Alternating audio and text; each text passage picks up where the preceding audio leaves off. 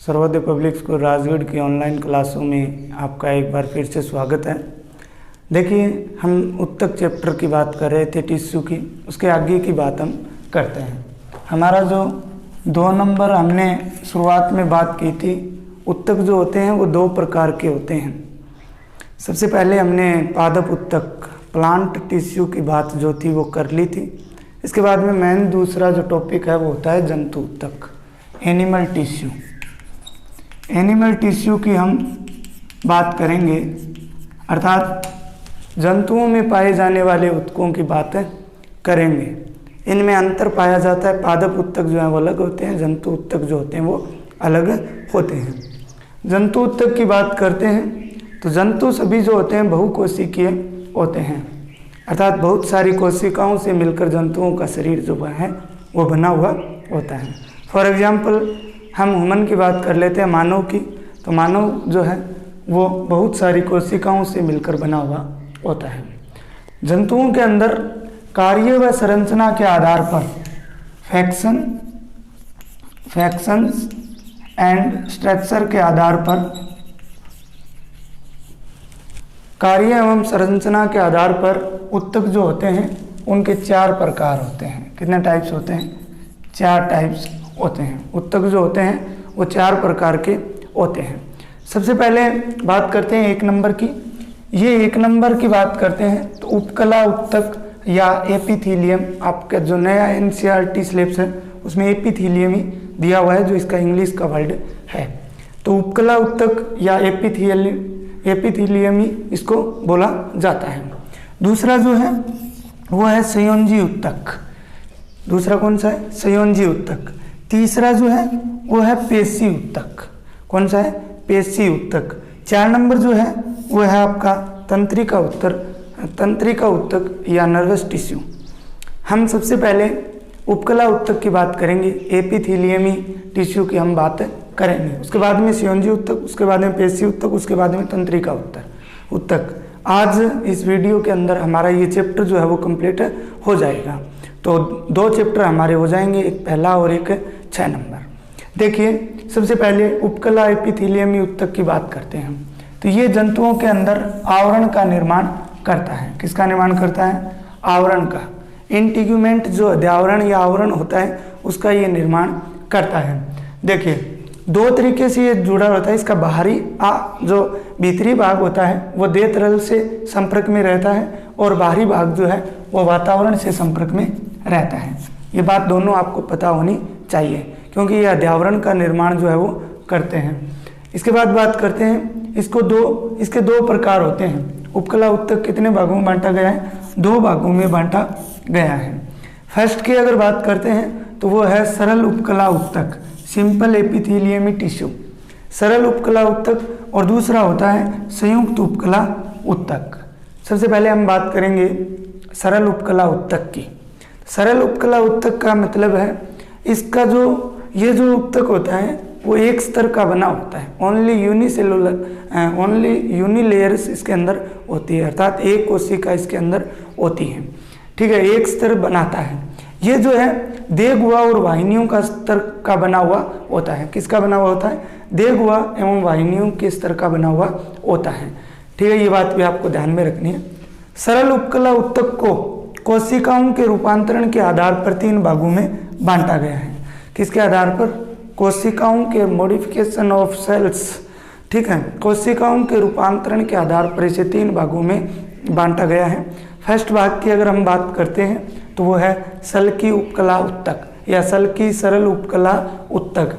सल्की का मतलब होता है कोशिकाएं जो होंगी वो चपटी होंगी। कोशिकाएं कैसी होती हैं? चपटी होती हैं। तो अगर चपटी कोशिकाओं से बने उपकला उत्तक हैं तो उनको सल्की उपकला उत्तक बोलेंगे।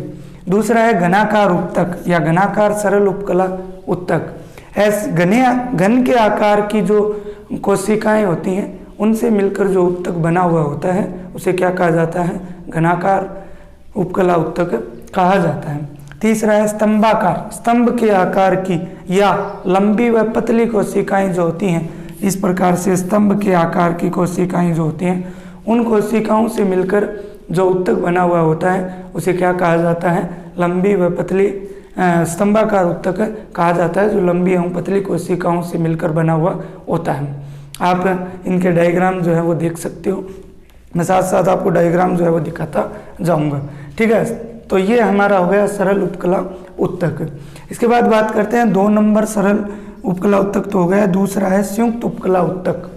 संयुक्त उपकला उत्तक की अगर हम बात करते हैं तो ये सरल उपकला उत्तक एक स्तर का बना हुआ होता है, जबकि संयुक्त उपकला उत्तक है वो 2 या 2 से अधिक स्तरों का बना हुआ होता है। ठीक है, जैसे हमारे शरीर की जो त्वचा होती है वो इसी का उदाहरण है। त्वचा जो होती है वो संयुक्त उपकला उत्तक से बनी हुई होती है।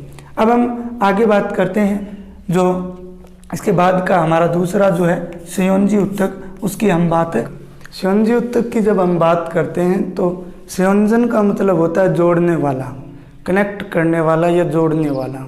ठीक है, तो ये शरीर के विभिन्न उत्तक, अन्य उत्तक जो हैं विभिन्न, और साथ में जो अंग हैं उनको कनेक्ट करने का काम करता है या जोड़ने का काम करता है। शरीर के विभिन्न उत्तक व अंगों को जोड़ने का कार्य करने वाला उत्तक जो होता है उसको क्या बोला जाता है? संयोजी उत्तक बोला जाता है। ठीक है, परिभाषा इसकी हो गई। इसके अंदर अगर हम बात करें, कोमल उत्तक, उपास्थियाँ, अस्थियाँ, वसीय उत्तक व रक्त शामिल होते हैं। क्या शामिल होते हैं? रक्त, वसीय उत्तक, अस्थियाँ, उपास्थियाँ और कोमल उत्तक जो हैं वो इसके अंदर सम्मिलित होते हैं। इसके बाद में बात करते हैं, इस उत्तक के अंदर एक रक्त को छोड़कर, किसको छोड़कर? ब्लड्स को छोड़कर, रक्त को छोड़कर संरचनात्मक प्रोटीन पाई जाती है। क्या पाई जाती है? संरचनात्मक प्रोटीन का स्राव किया जाता है, जिसे कोलेजन तंतु कहा जाता है। जिन्हें क्या कहा जाता है? कोलेजन तंतु कहा जाता है। This topic is a very important topic. ठीक है, बहुत ही महत्वपूर्ण टॉपिक है ये। कोलेजन तंतु इन संरचनात्मक प्रोटीन के अंदर बनता है, लेकिन रक्त के अंदर ये कोलेजन तंतु हैं, ये एब्सेंट होते हैं, नहीं पाए जाते हैं। ये कोलेजन तंतु क्या करते हैं? इनके फंक्शंस जो हैं वो क्या होते हैं? ये उत्तक जो होते हैं उत्तकों को शक्ति प्रदान करते हैं तथा प्रत्यास्थता उनकी बनाए रखते हैं, उनको लचीलापन प्रदान करते हैं। ठीक है, शक्ति प्रदान करते हैं, प्रत्यास्थता बनाए रखते हैं, लचीलापन जो है वो प्रदान करते हैं। इसके बाद में संयोजी उत्तक से संबंधित कुछ महत्वपूर्ण बातें आपको बताता हूँ। सबसे पहले उपास्थि की। उपास्थियाँ अस्थियों से कोमल होती हैं। ठीक है ना, हमारी नाक जो है, नोज, उसकी जो नोक होती है, ये भाग जो है इसके अंदर क्या है? उपास्थियाँ पाई जाती हैं। बाह्य कर्ण की संधियाँ, बाह्य कान जो है, आउटर जो ईयर है, उसकी जो संधियाँ होती हैं, इनको ये किससे बनी हुई होती हैं? उपास्थियों से मिलकर बनी हुई होती हैं। उपास्थि मीन्स क्या होता है? ये कोमल होती हैं, इनको हम क्या है?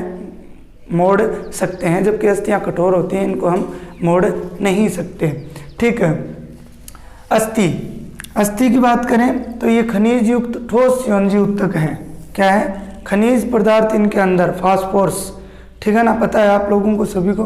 खनिज युक्त ठोस संयोजी उत्तक होता है। ठोस का मतलब सॉलिड, और खनिज पदार्थ जो है इनके अंदर उपस्थित होते हैं, तो ये खनिज युक्त ठोस संयोजी उत्तक होता है। अगली बात करते हैं, काम क्या करते हैं? ये कोमल अंगों को संरचनात्मक ढांचा बनाते हैं।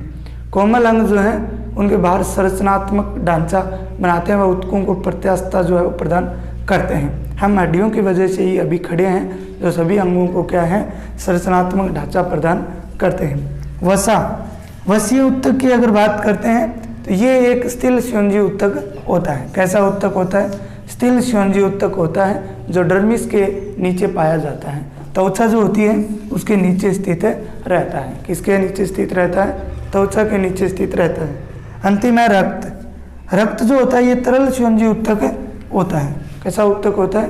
तरल संयोजी उत्तक होता है। इसके अंदर आरबीसी, डब्ल्यूबीसी, प्लाज्मा, ठीक है, बिंबाणु आदि जो है वो पाए जाते हैं। इनकी भी हम बात करेंगे। अब रक्त तरल संयोजी उत्तक है, तरल के लिक्विड के रूप में ये पाया जाता है। आरबीसी लाल रुधिर कणिकाएं, डब्ल्यूबीसी श्वेत रुधिर कणिकाएं, बिंबाणु या प्लेटलेट्स इनको बोला जाता है। ठीक है, इसके अलावा प्लाज्मा, ये भाग जो है रक्त के अंदर पाए जाते हैं। तो रक्त भी एक प्रकार का क्या है? उत्तक होता है।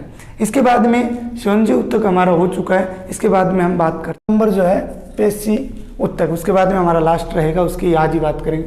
पेशी उत्तक जो होते हैं ये लंबे व बेलनाकार तंतुओं से मिलकर बने हुए फिलामेंट्स जो हैं तंतुओं से मिलकर बने हुए होते हैं। किससे? लंबे व बेलनाकार तंतुओं से मिलकर बने हुए होते हैं।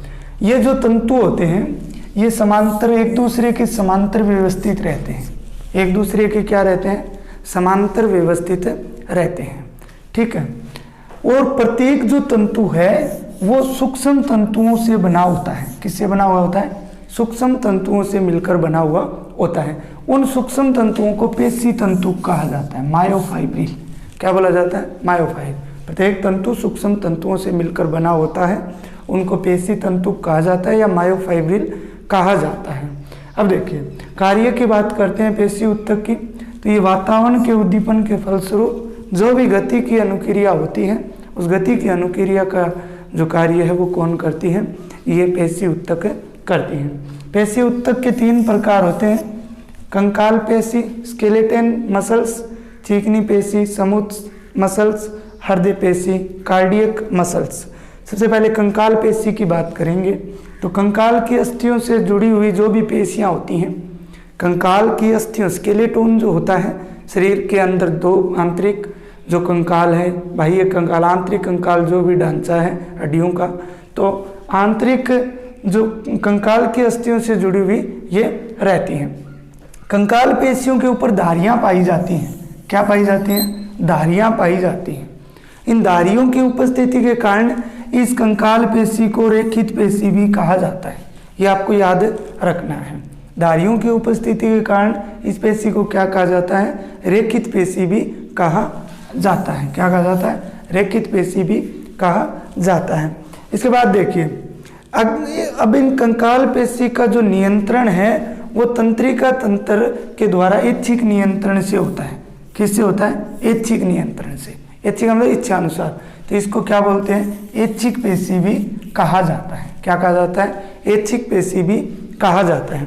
इसके बाद इसके कार्य की बात करते हैं। इसको रेखित पेशी, ऐच्छिक पेशी या कंकाल पेशी कहा जाता है। कार्य ये हमारे गमन, चलने की जो स्थिति है, हम चलते एक स्थान से दूसरे स्थान पर जाते हैं, गमन करते हैं। इसके अलावा अंगों का जो संचालन है वो इसी पेशी के माध्यम से होता है। इसके बाद में दूसरी है स्मूथ मसल्स, चिकनी पेशी। चिकनी पेशी जो होती है ये आंतरिक अंगों में स्थित रहती है। जो आंतरिक अंग है, आहार नाल है, जनन मार्ग की भीतरी लेयर जो हैं उनके अंदर ये क्या रहती हैं? स्थित रहती हैं। एलिमेंट्री केनाल जो होती हैं उनके अंदर ये स्थित रहती हैं।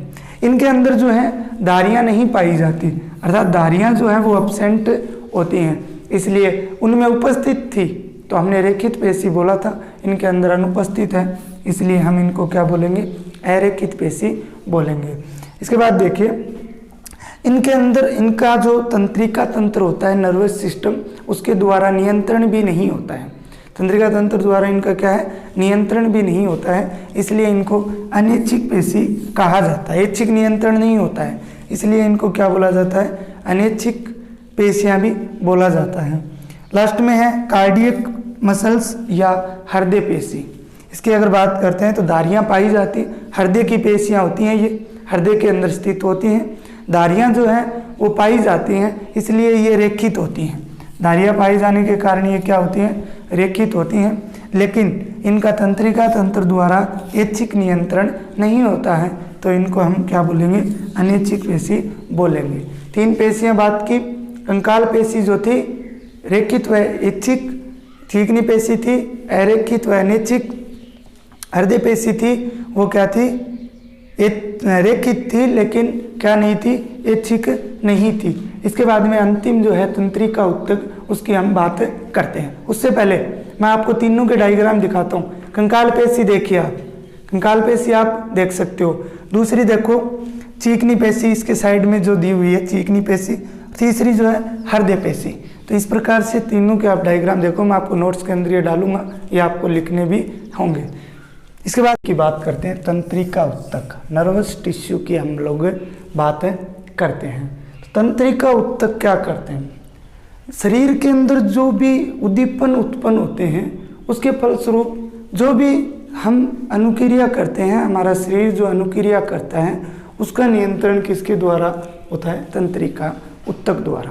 जैसे मान लीजिए पैर में कांटा चुभता है तो पैर हम ऊपर कर लेते हैं, इसे प्रतिवर्ती क्रिया कहा जाता है, रिफ्लेक्सिंग जो रिएक्शन है वो बोला जाता है। लेकिन ये हुआ किसके माध्यम से? तंत्रिका ऊतकों के माध्यम से होता है।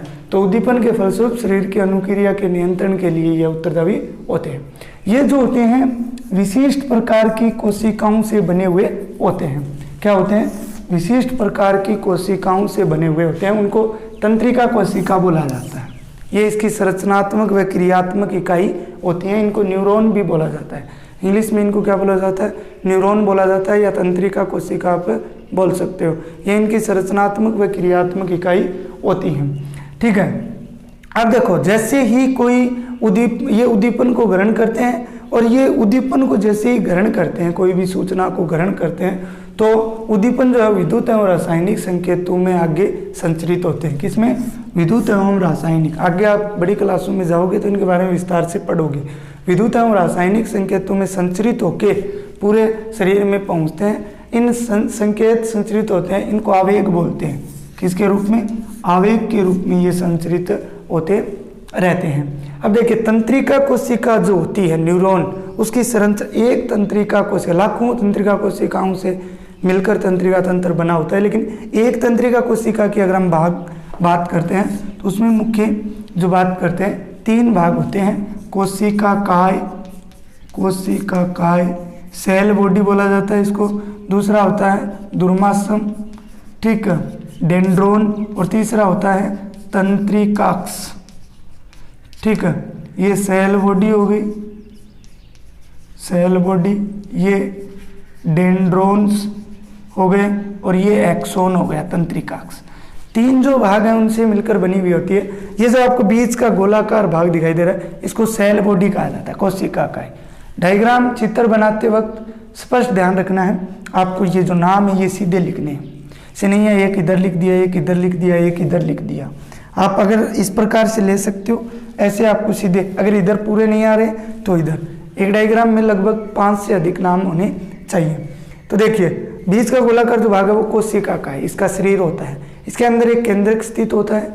ठीक है, ये इसका कोशिका धरु होता है। इसके अलावा ये जो आपको संरचनाएं दिखाई दे रही हैं इनको डेंड्रॉन्स बोलते हैं। सबसे पहले सूचनाओं को यही ग्रहण करते हैं, इनको क्या बोलते हैं? दुर्मांसम बोलते हैं। ये ग्रहण करके इस कोशिका धरु में लाते हैं। उसके बाद में ये जो आपको नीचे का लंबा भाग दिखाई दे रहा है इसको तंत्रिकाक्ष या एक्सोन बोला जाता है। इसके चारों ओर माइलिन का आवरण होता है। किसका आवरण होता है? माइलिन का आवरण होता है। लास्ट में सिनेप्टिक गुंडियां पाई जाती हैं। ठीक है, तो ये इनसे आगे इस प्रकार से कोशिकाएं हैं वो जुड़ी रहती हैं। तो ये विशिष्ट प्रकार की कोशिका है, तंत्रिका कोशिका, इससे मिलकर बना हुआ होता है। किताब का डायग्राम दिखाता हूँ आपको, देखो इस प्रकार से आपकी किताब में दिया हुआ है, तो आपको ये सेम टू सेम डायग्राम जो है अपनी कॉपी में बनाना है। तो ये हमारा 6 नंबर जो चैप्टर था वो पूरा हो चुका है। 1 नंबर 6 नंबर हो चुके हैं। आगे हम कल जिस चैप्टर की बात करेंगे वो आपको मैं कल जल्द ही बता दूंगा।